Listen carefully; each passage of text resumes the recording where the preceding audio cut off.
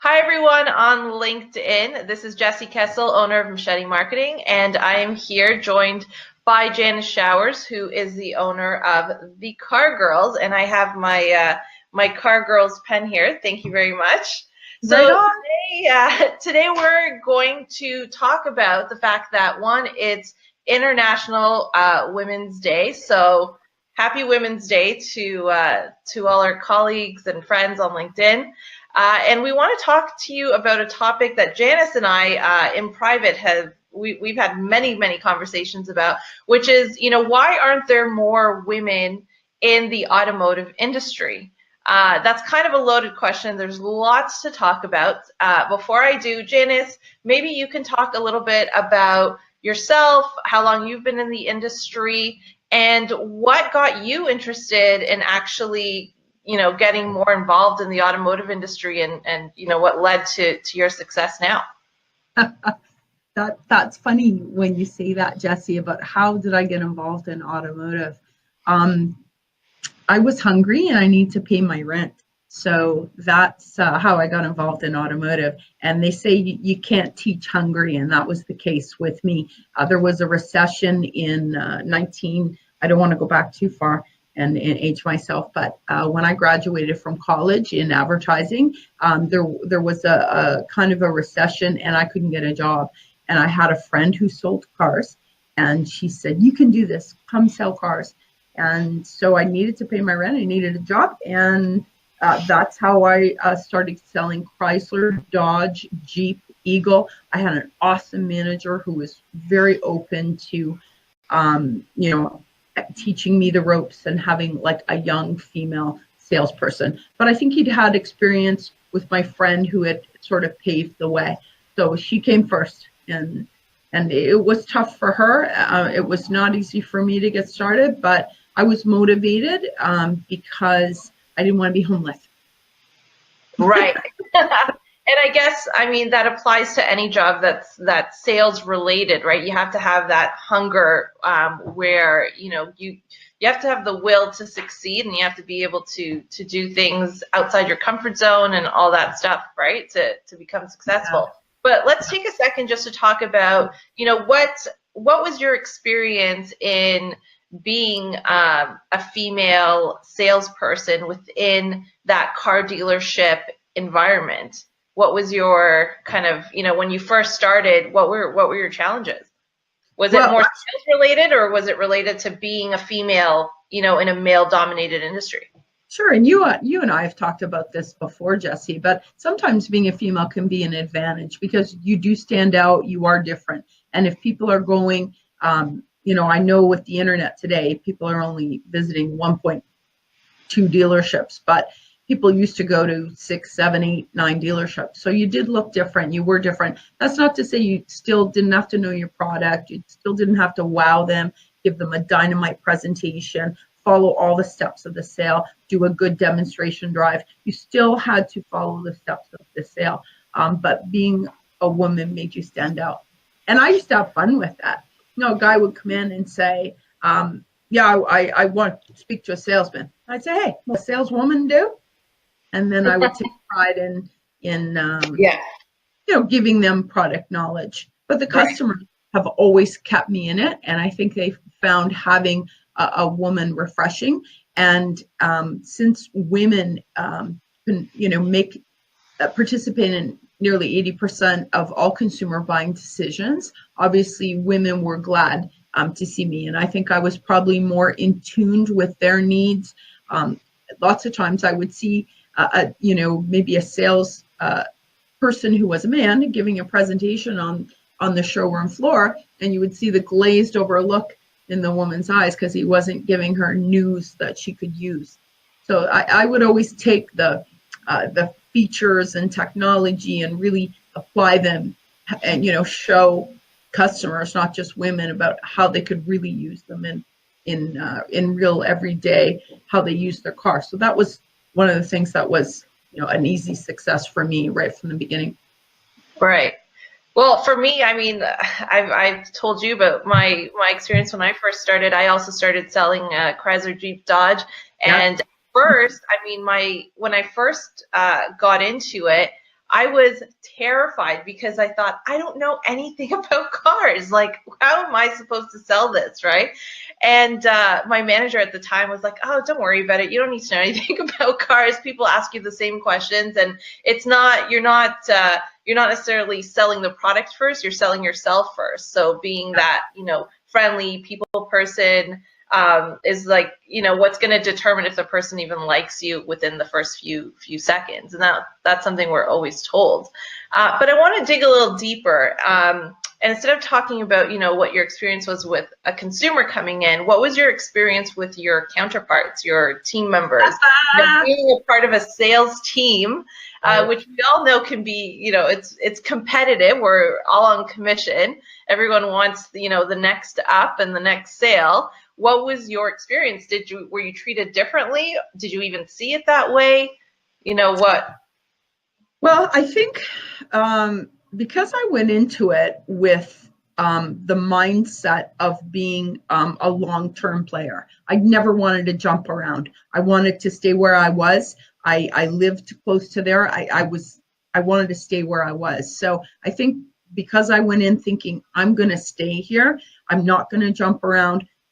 Right from the beginning, that helped me. So as the salespeople came and went, it was kind of a revolving door. I was determined that I was going to stay. So the seniority alone of being there gave me some leverage. And jumping in and being my own BDC back in the day when I didn't know what a BDC was.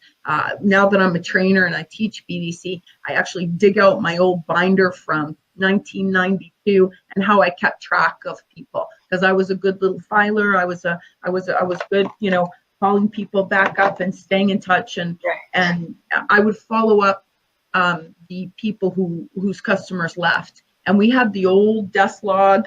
I think it was from Y Management, the old yellow desk log. People in Toronto will remember that. I grabbed that and pick the names and tell people, hey, your salesperson's gone. Can I help?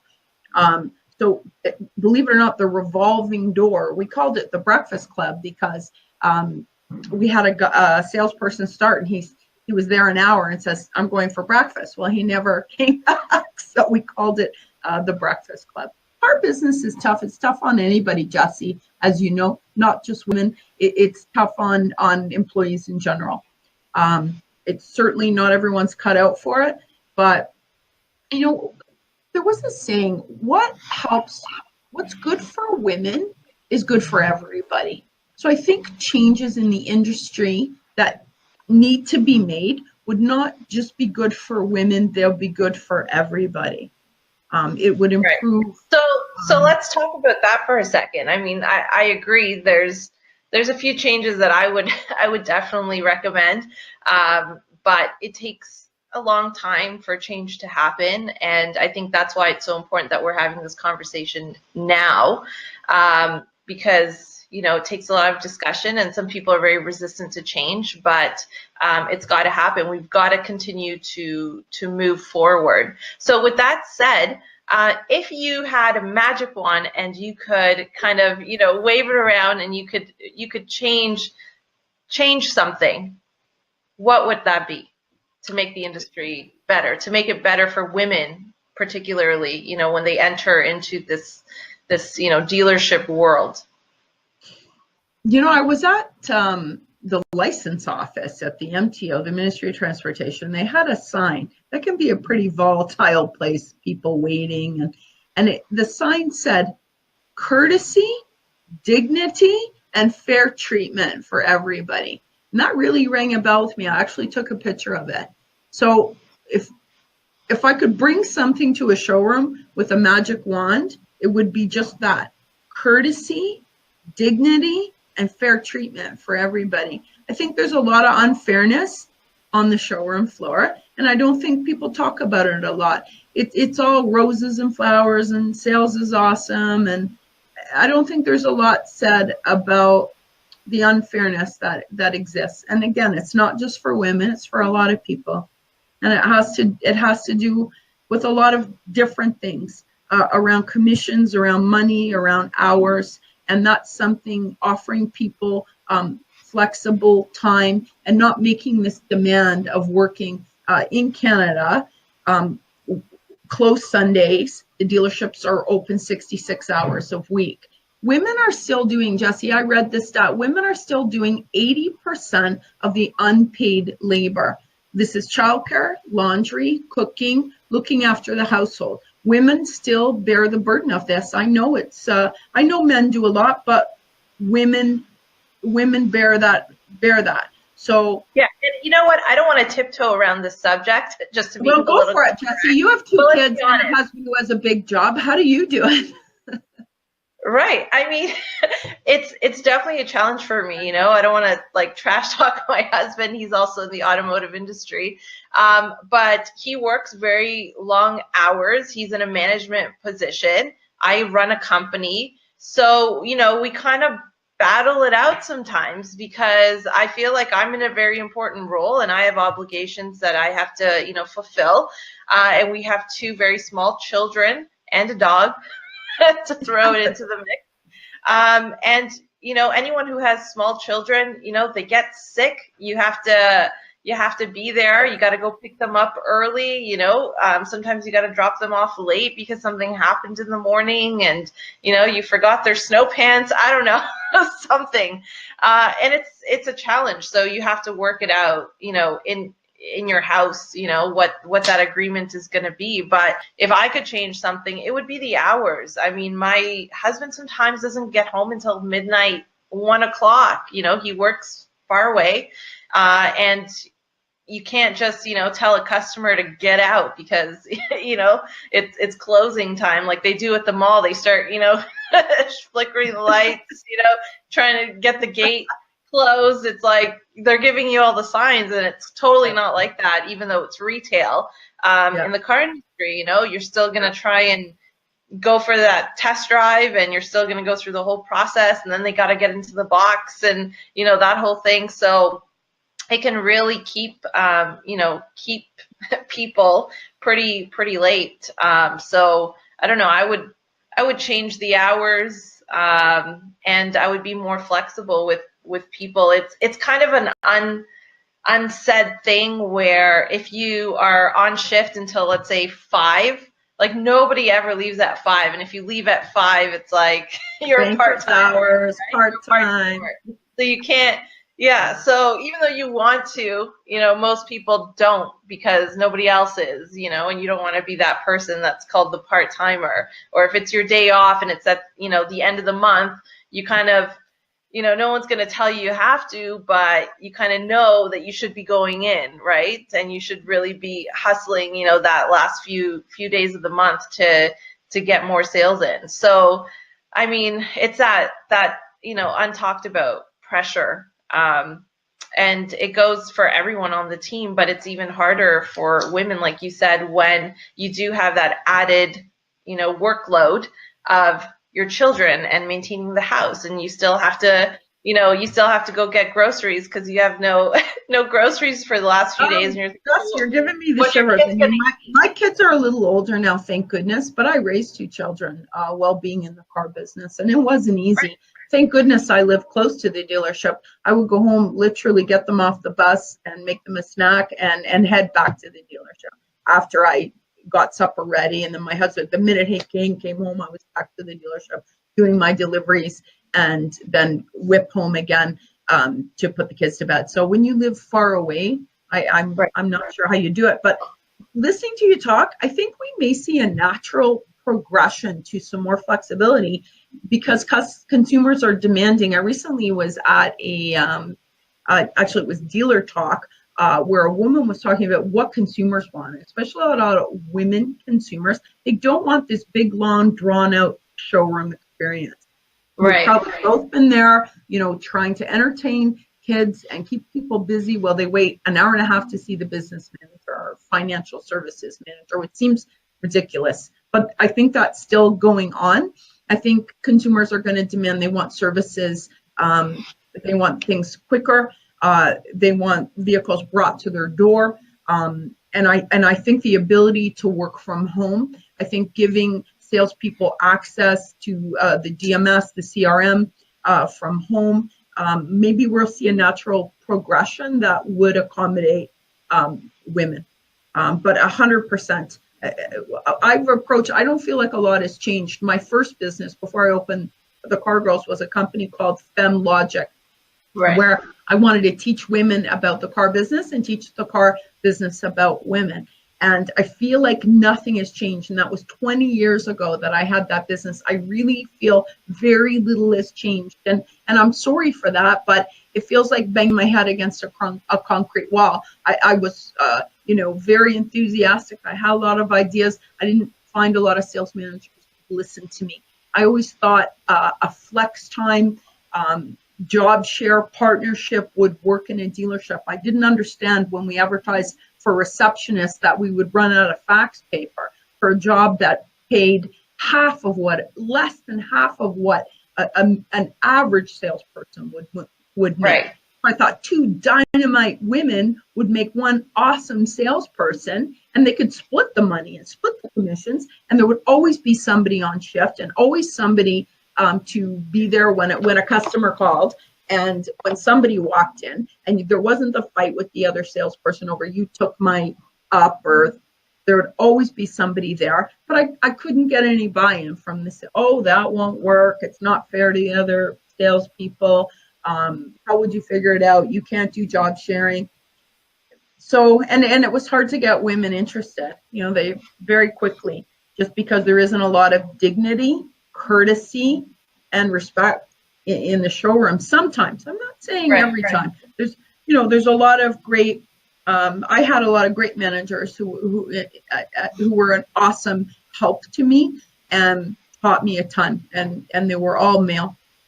And so that's not always the case, but I think sometimes it happens, and if you're not thick-skinned enough, they walk away quickly. Yeah, so I mean, different from you, I actually started while I was in college, going to school for something, totally different than what I do today. And I was a part-time receptionist at an Acura dealer in the GTA.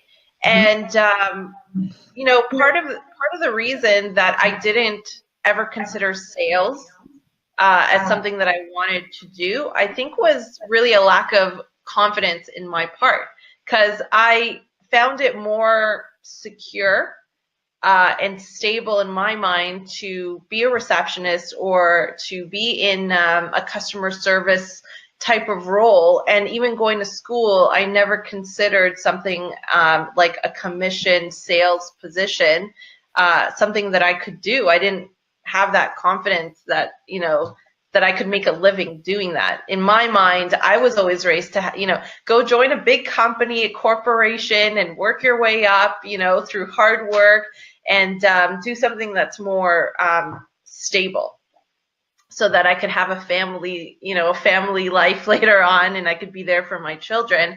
And being in a commission sales role, is not something that I guess was in my mind is something that I could do. But there's women in real estate. I mean, there's women in commission jobs. Right. So if you could but talk not to a ton in automotive. if you could, I know, and maybe that's part of the, I guess the problem is that it's not really, something that's in front of us as an option, from when we're smaller to when we're going to school, it's not, I hate to say it, but like it's the women fall into it that get into it. They fall into it by fluke, like me. It wasn't something that was ever on my radar. Right. So definitely, I even thought, again, when I had my first business, I really thought, even on the high school level, that there could, to put it, I mean, Automotive is the second largest employer behind housing. There is a need. And there so was what a would you study say to the young, to younger women or even older women? Like what would your advice be to them about considering getting into a different type of role than is more, than is traditional to women today within a dealership, like accounting, Sure. reception? One of the things I would say right off the hop is shop your dealership. You're worth more than you might think. Don't just take the first job that comes along. Look for a dealership that's going to work for you, that's close enough to your home to commute to recognize that if you do have to go back in to deliver a car in the evening, working, like, just know what's going to work for you. I would look for something close to home, that something where, you can put in the extra hours, because it's not, or a setup at home that we talked about.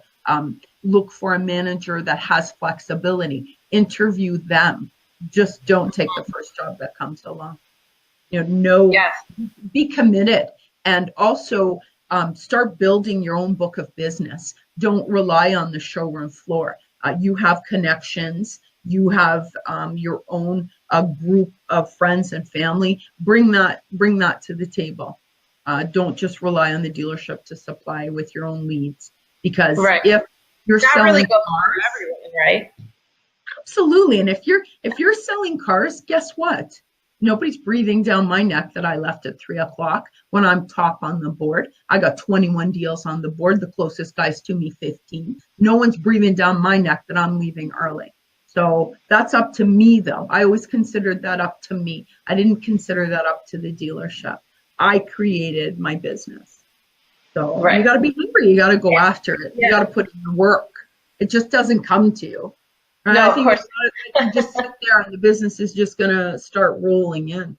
Whether it's, I know a lot has changed digitally. Well, then you better be on social and start talking about what you do, and, start building your own book.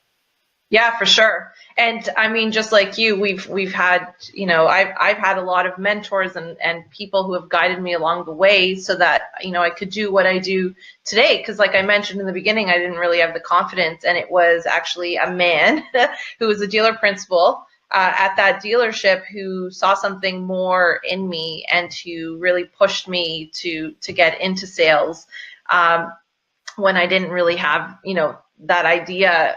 Never even entered my mind that I could do it, and I did, and I ended up meeting my husband there as well, who was, who's been instrumental in my life, and me being successful in any role that I had, in the automotive industry, period. So, there's definitely a lot of changes that I think need to happen, but to talk more on, the success of just you in what you're doing today, and me and what I'm doing today. There's not that many of us in that leadership role within automotive.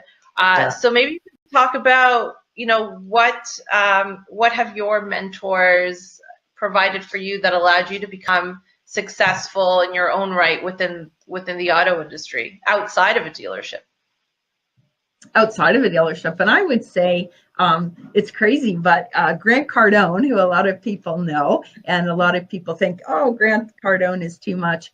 I was lucky enough to find the promoter, and I found him myself, because he tried to come into our dealership, and he was pushed away. But I discovered him myself. I did a little bit of research. I never liked the training that I got in the car business. It all seemed to be about war and sports, which didn't appeal to me. And so I love training, but I didn't like how it was done. And so I thought, hey, I could do better. I'm successful. I can sell cars. Certainly I can be a trainer. So I started doing some homework, where I found an awesome guy, John Kostakis. A lot of dealers know who he is, right across North America. He's pounded down a lot of doors. And he was so kind and so good to me. And he took me under his wing and brought me on the road with him, and showed me how he sold the Grant Cardone seminars. So way back in the day, I was selling the chance to go see Grant Cardone. This is back when he still used to come to Toronto, and he was affordable for your average salesperson to see. So that whole experience with working with Grant Cardone and John Kostakis was amazing. It gave me the confidence that I could do anything I wanted in the car business. Just believe in yourself, and massive action. It's one of the things and that, you know what? Something that Grant Cardone always talks about is the people who you surround yourself with, and how important that is, right? And that's something I think I would pass along to anybody entering into this business is, look for key people who are going to be able to lift you up in your career, and in your state of mind, because so much of it is, that state of mind of, what are the things that you need to do in order to be successful and be willing to do those things. But you don't know what you don't know. So surrounding yourself with those key people who have more experience than you, who know more than you, and kind of sticking to them and learning as much as you can from them is only going to really contribute to your success.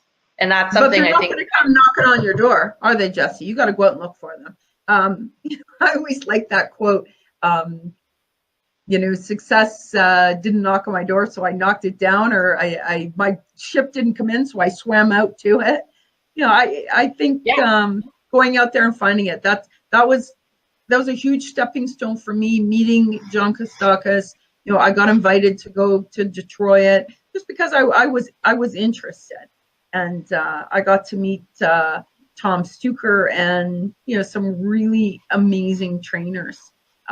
So that's what got me started way back. That helped propel me to where I am now, in running the Car Girls and helping dealers, helping salespeople, helping service departments every day, which is what we do. And I really enjoy. It's what I love about BDC is supporting the industry, because it needs help. There isn't a lot of support for salespeople. Yeah, for me, I mean, in the beginning of the beginning of my career, I would say it was mostly men, in my life that saw something in me that I didn't see in myself yet.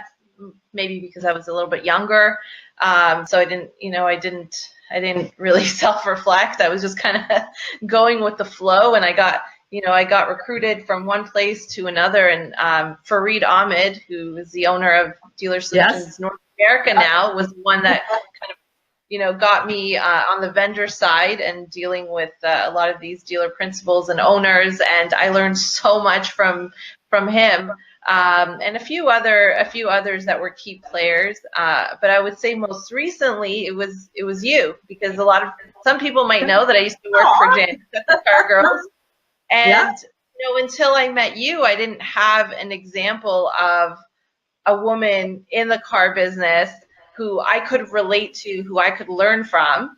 And then when I started working with Janis, there was that common ground, like, oh, finally someone like who speaks car talk and who understands what I'm talking about, So people like you are what's, I think, going to help to invite more women into the industry. So with that said, I thank you so much for participating. You're welcome, Jessi. I think it has a long way to go. I don't think we're there yet. I wish I had better news sometimes when I talk about women in automotive. I do. Because I don't want to sound bitter about it, but it still has a long way to go. But I think for being a better place for employees in general, there's some dealerships who do it really, really well, and there's some dealers who need some help. And I know they're wide open to it. I know dealers are wide open to new ideas, more so now than ever. So there's hope for change on International Women's Day in Automotive. That's for sure. Exactly. Thanks, Jessi. I'd love to do this again. Let's get online, and I'd love to chat again. Yeah, definitely. And I think it's important to keep this conversation going. So for any of our viewers today, feel free to chime in, comment below what your thoughts are, what you think. Answer any questions, any advice. Always happy to definitely people new to the industry. Absolutely. Okay. All right. Thank you, Janis. Thanks, Jessi. Thanks. Happy International Women's Day. Same to you. Okay. Bye.